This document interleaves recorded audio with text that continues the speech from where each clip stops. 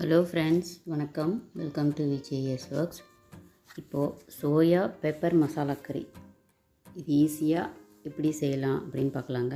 இது ரொம்ப நல்லா டேஸ்ட்டாக இருக்கும். இது சாப்பாட்டுக்கு, தயிர் சாதம், ஒயிட் ரைஸ் எல்லாத்துக்குமே நல்லாயிருக்கும். சப்பாத்திக்கு கூட ரொம்ப நல்ல காம்பினேஷனாக இருக்கும்.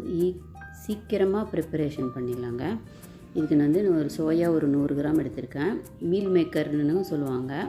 இதில் 2 சைஸ் இருக்குது, பெரிய சைஸு, சின்ன சைஸு. நான் சின்ன சைஸ் எடுத்து 100 கிராம் சுடு தண்ணியில் ஊற வச்சுருக்குறேங்க. இது ஒரு அரை மணி நேரம் 1 மணி நேரம் கூட ஊறலாம், நல்லாயிருக்கும். இது ஊறினதும் நல்லா ஒரு 2-3 தடவை நல்லா அலசிடுங்க. அது அந்த ஒரு வாசனை ஒருத்தருக்கு பிடிக்காது, அதனால் ஒரு 3 தடவை நல்லா அலசி நல்லா இந்த மாதிரி பிழிஞ்சி எடுத்துட்டா அந்த வாசனை போயிடுங்க. பாருங்க, நல்லா பிழிஞ்சி எடுத்துடணும். தண்ணி கொஞ்சம் இருந்தால் அந்த டேஸ்ட்டே மாறிடும். நல்லா பிழிஞ்சி எடுத்துருங்க. அதில் ஒரு 1/4 டீஸ்பூன் மஞ்சள்தூள், அரை டீஸ்பூன் மிளகாத்தூள், லெமன் ஒரு அரை டீஸ்பூன் சேர்த்துக்கலாங்க. உப்பு கொஞ்சமாக சேர்த்துக்கலாம். அந்த லெமன் போட்டால் அந்த வாசனை, சோயா வாசனை கொஞ்சம் போயிடும், நல்லாயிருக்கும் டேஸ்ட்டு. இது ரொம்ப சத்தான ப்ரோட்டீன் நிறைஞ்ச ஒரு இதுன்னு சொல்கிறாங்க. இது கொஞ்சம் வாரத்துக்கு ஒரு தடவை 2 தடவை செஞ்சு சாப்பிட்டா நல்லாயிருக்கும். இப்போ அது 5 நிமிஷம் ஊறட்டும். அது வரைக்கும் நாங்கள் ஒரு பேனில் ஒரு 2 டேபிள் ஸ்பூன் ஆயில் சேர்த்துக்கிட்டேன். அது கூட எண்ணெய் காய்ஞ்சதும் அரை டீஸ்பூன் சோம்பு, ஒரு பிரியாணி இலை நல்லா பொரியட்டும்.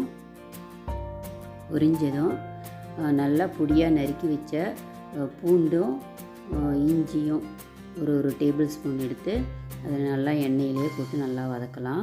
கூட ஒரே ஒரு வரமிளகா கிள்ளி போட்டிருக்கேங்க. இது எண்ணெயிலேயே நல்லா வாசனை வர்ற வரைக்கும் வதக்கலாம். கொஞ்சமாக கருவேப்பிலை சேர்த்து நல்லா வதக்கலாம். இது நல்லா ஒரு வாசனை கொடுக்கும். இந்த மாதிரி எண்ணெயிலேயே இஞ்சியும் பூண்டியும் பேஸ்ட்டுக்கு பதில் இந்த மாதிரி பொடியாக நறுக்கி போட்டால் நல்லா டேஸ்ட் இருக்கும். அது நல்லா வதங்கினதும் பெரிய வெங்காயம் நல்லா பொடியாக கட் பண்ணி அதில் நல்லா வதக்கலாங்க. இது நல்லா வேகட்டும். கொஞ்சம் நேரம் ப்ரௌன் கலரில் நல்லா வர்ற வரைக்கும் வெங்காயத்தை வதக்கலாம். வெங்காயம் ஓரளவு வதங்கிடுச்சு. இப்போ ஒரு தக்காளி, ஒரு பெரிய சைஸ் தக்காளி கட் பண்ணி சேர்த்துருக்கேன். இதுவும் நல்லா, தக்காளியும் நல்லா வேகட்டும். பாருங்கள், நல்லா கொஞ்சம் வெந்துச்சு. இந்த டைமு மசாலா ஐட்டம் சேர்த்துக்கலாம். மஞ்சத்தூள் ஒரு 1/4 டீஸ்பூன், சில்லி பவுட்ரு ஒரு அரை டீஸ்பூன், கொத்தமல்லி தூள் ஒரு டேபிள் ஸ்பூன், ஜீரகத்தூள் ஒரு அரை டீஸ்பூன். ஜீரகத்தூள் நல்லா வாசனை கொடுக்கும், அதனால் கொஞ்சம் கண்டிப்பாக சேர்த்துடுங்க. இந்த மசாலாவுக்கு தேவையான அளவு கொஞ்சமாக உப்பு சேர்த்து இந்த பச்சை வாசனை போகிற வரைக்கும் நல்லா வதக்கலாம். கொஞ்சமாக தண்ணி தெளித்து கூட வதக்கலாங்க.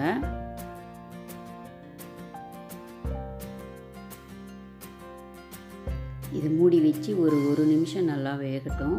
பச்சை வாசனை கொஞ்சம் போகும். கூட கொஞ்சம் கொத்தமல்லி தழையை சேர்த்துக்கலாம், வாசனையாக இருக்கும். இது 1 நிமிஷம் வேகட்டும்.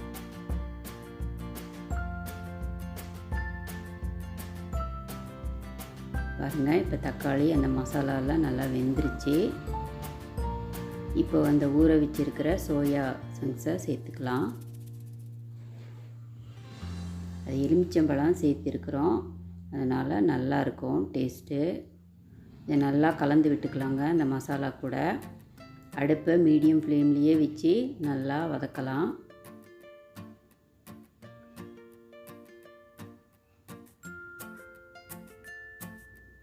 பாருங்கள், நல்லா மசாலாவும் அந்த சோயாவும் நல்லா கலந்துருச்சு.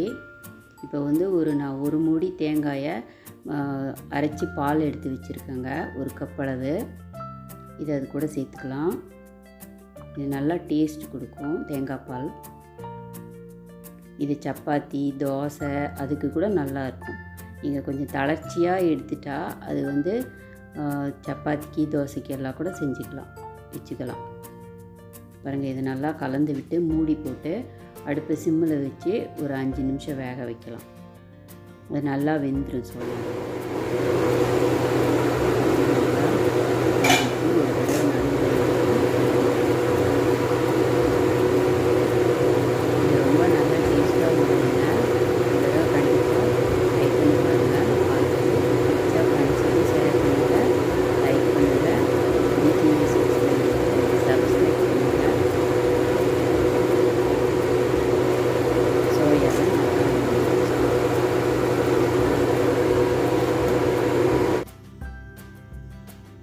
இப்போ ஒரு நிமிஷம் திரும்பி ஒரு நிமிஷம் மூடி வச்சு வேக வச்சேன். பாருங்கள் நல்லாவே வெந்துருச்சு.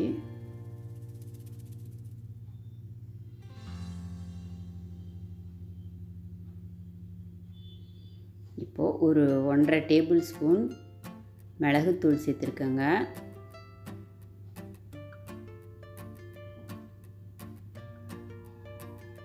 மிளகுத்தூள் சேர்த்து நல்லா வாசனையாகவும் இருக்கும், டேஸ்ட்டாகவும் காரசாரமாக நல்லாயிருக்கும். சாப்பாட்டுக்கு ரொம்ப சூப்பராக இருக்கும். இப்போ கடைசியாக கொத்தமல்லி தூள் சேர்த்து அடுப்பை ஆஃப் பண்ணிடலாம். இப்போ இன்னொரு ஆப்ஷனுங்க, கீ ஒரு டேபிள் ஸ்பூன் சேர்த்தா டேஸ்ட்டு நல்லா தூக்கி கொடுக்கும். விருப்பம் இருக்கிறவங்க ஒரு ஸ்பூன் சேர்த்துக்கலாம். அவ்வளோதாங்க, சோயா பெப்பர் கறி மசாலா ரெடி ஆயிடுச்சு. இது ஒரு தடவை ட்ரை பண்ணி பாருங்கள். ரொம்ப எல்லாருக்குமே நல்லா வீட்டில் எல்லாருக்குமே பிடிக்கும். பிடிச்சா ஃப்ரெண்ட்ஸுக்கு ஷேர் பண்ணுங்கள், லைக் பண்ணுங்கள், சப்ஸ்கிரைப் பண்ணுங்கள். Thanks for